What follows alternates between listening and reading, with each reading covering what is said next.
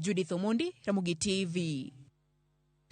Jatend kweth manoke od bura James Opiyo Wandayi koro dwaro mondo jatend migao mar thieth Susan Nakhumicha ogwe tao ka otude kod mibadhi mag pesa mowinjore onyiew godo masinde mag rito gik mochido.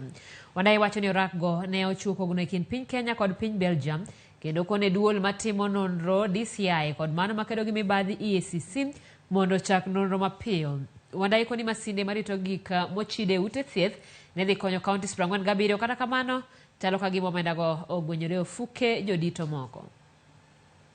3 days ago, I spoke of a very corrupt and unusual procurement deal currently underway involving the National Treasury, the Ministry of Health and the Council of Governors, whose net impact will be to defraud the people of Kenya and particularly the counties of the much needed money at this time of great scarcity.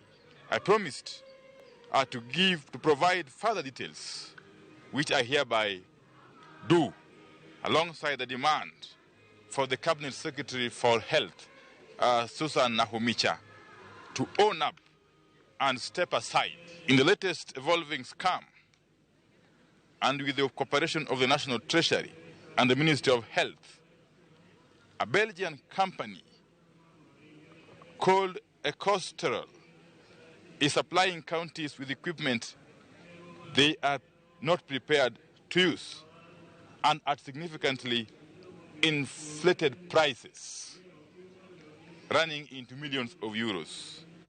Kawadhi manager od bura mararieda Otiende Amolo